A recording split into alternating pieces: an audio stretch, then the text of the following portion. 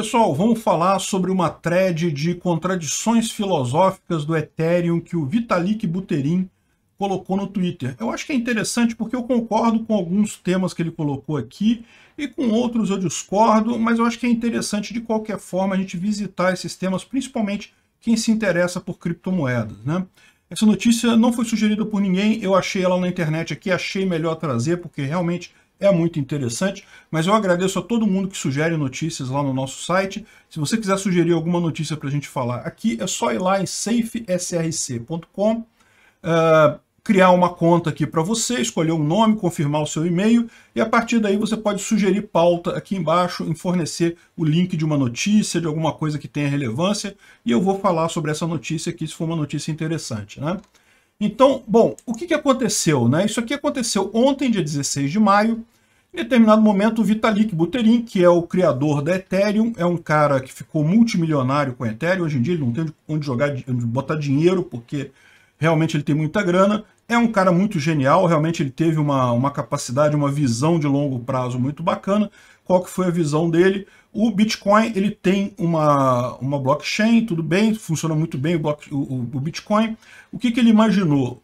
O próprio Bitcoin já tem uma linguagem de script ali, tá? Todo o processo de você enviar uma transação no Bitcoin, na verdade, já é um pequeno script que você manda para o Bitcoin Core, que ele executa aquele script de uma maneira definida. Só que o script do Bitcoin ele é bem pobrezinho, digamos assim, tem muito poucas instruções, então você não consegue fazer um grande programa com esse script. O máximo que você consegue fazer é justamente mandar dinheiro de um lado para o outro. Dá para fazer algumas outras coisas, mas não tem muita amplitude nisso daí. E aí o que ele pensou? Pois se eu pegar esse negócio e fizer um script com uma linguagem de programação mesmo, e daí ele criou o conceito de contratos inteligentes, que são os contratos da Ethereum que executam no próprio blockchain. Então é algo que depois que você programou aquele contrato, ele não pode ser alterado, ele entra ali no blockchain e vai rodar ali automaticamente, tem uma linguagem própria para isso. Funciona muito bem, tá? Aliás, é até fácil de você programar. A Ethereum tem uma rede de teste que você pode fazer a programação de forma mais simplificada, sem gastar dinheiro com transações, né? Mas lógico, quando o seu contrato estiver pronto, quando o seu código estiver pronto, você vai ter que botar na mainnet, vai ter que pagar lá um código, vai ter que pagar lá um gás, né, para registrar ele. É meio caro e coisa e tal, mas enfim, funciona muito bem a ideia. E não só isso, como permitiu desenvolver uma série de tecnologias que funcionam em cima da rede do Ethereum, né? A questão de NFT e mais um monte de coisa. Só que existe uma crítica dessa história, né? Existem várias críticas ao Ethereum, principalmente todas elas focadas em questão de centralização. A primeira coisa é o próprio Vitalik Buterin, ou seja, ao contrário do Bitcoin, que não tem um líder, né? Não tem uma pessoa que seja o representante do Bitcoin, ou quem criou o Bitcoin. O Satoshi Nakamoto é um nome, ninguém sabe quem é, se é uma pessoa mesmo, se é um grupo de pessoas, se é homem, se é mulher, se é alienígena. Ninguém sabe quem é o Satoshi Nakamoto. O Vitalik Buterin a gente conhece, é esse cara aqui, ó, né? Meio estranhão e coisa e tal, mas cheio do dinheiro. Então o pessoal conhece, sabe quem é ele. E por que isso seria um problema? Isso é um problema porque como ele é entendido pela comunidade Ethereum como o pai do Ethereum, se, digamos, o governo resolver forçar ele a fazer alguma coisa, o governo vai conseguir. Mais do que isso, se ele tiver uma ideia ruim, vamos supor, ele é uma pessoa, né? Ele é muito inteligente, não estou dizendo que não, mas mesmo as pessoas mais inteligentes do mundo estão sujeitas a de vez em quando ter uma ideia ruim, né? E se ele tomar uma decisão ruim com o Ethereum, pode ser que a coisa toda desande e um monte de gente que confiou no Ethereum como base. Hoje em dia o Ethereum é base de várias tecnologias, né? Isso pode tudo ruir. Muita gente tem apontado esse problema, né? Se você acha que a Luna é uma shitcoin, espera até ver o Ethereum, né? Enfim, tem outros problemas também, tá? O Ethereum, justamente ele entra nesses dilemas que ele chama dele aqui, em que ele próprio reconhece um pouco dos problemas. Então vamos lá. A thread aqui está lá no perfil dele, o perfil dele é vitalik.eth, e ele fala aqui, ó, algumas contradições nos meus pensamentos e nos meus valores, que eu ainda estou pensando sobre isso, mas ainda não consegui imaginar, não consigo sentir como isso estando totalmente resolvido, né? Então ele fala aqui, primeiro, a contradição entre o meu desejo de ver a Ethereum mais parecida com a Bitcoin enfatizando a estabilidade de longo tempo, né, de longo prazo, incluindo culturalmente, e a minha realização, que para chegar lá ainda precisa ter um monte de coordenações e mudanças de curto prazo. Então repara qual que é o problema, esse é um outro problema. O Bitcoin, o pessoal às vezes reclama, o Bitcoin anda muito devagar.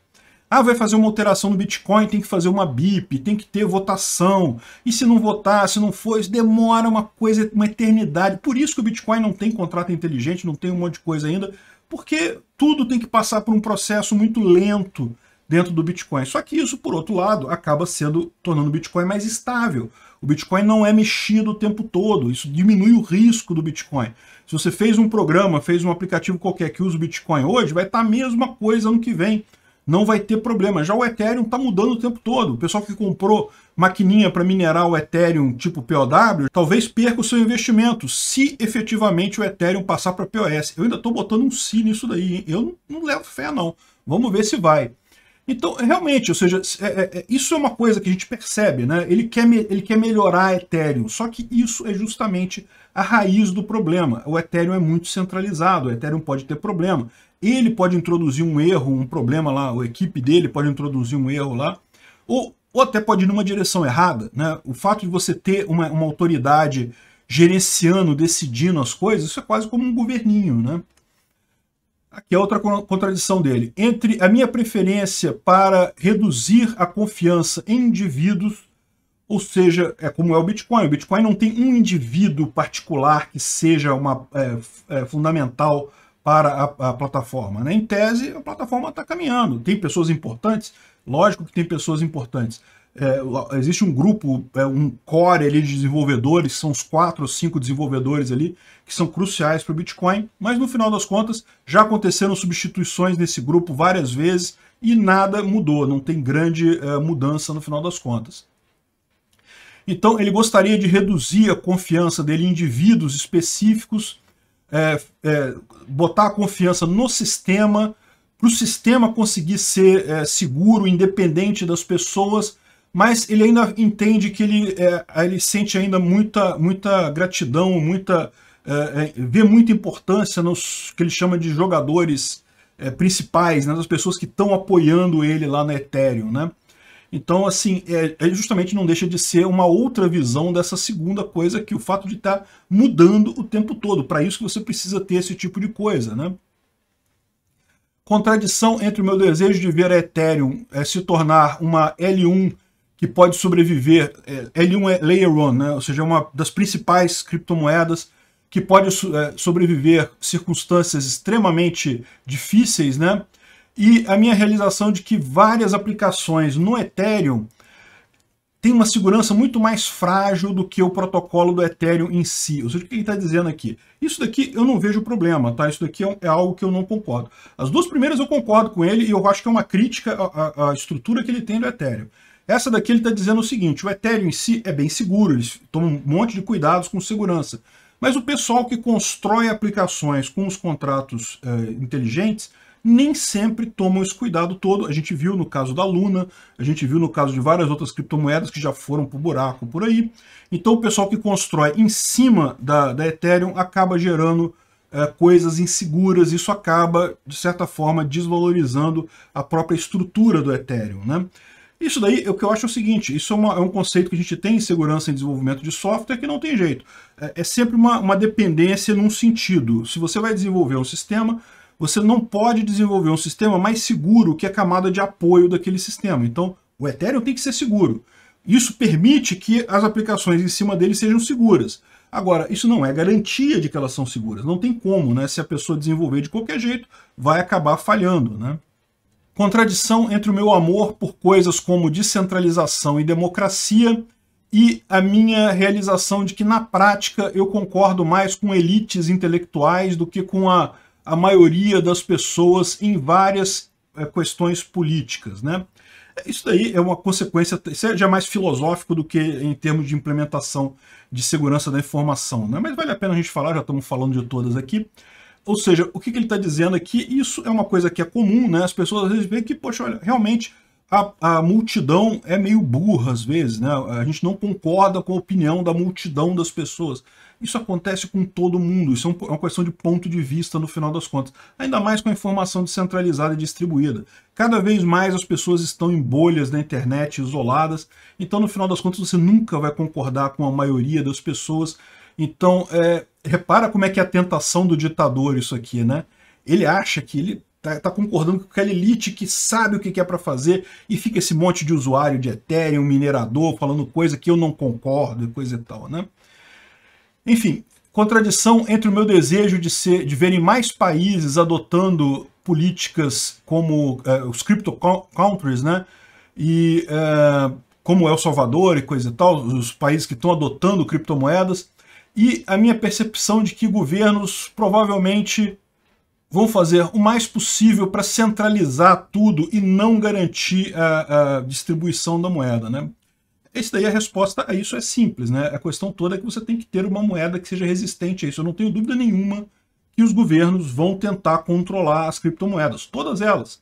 E daí o Bitcoin tem essa grande vantagem que justamente por ser um esquema tão descentralizado é muito mais difícil para o governo controlar. A Ethereum, por exemplo, seria muito simples. Bastaria o governo botar uma arma na cabeça do Vitalik Buterin e acabou o problema, né? Ele que é o dono da Ethereum. Mais do que isso, ele tem mais, acho que ele tem quase 50% dos tokens Ethereum do mundo, né?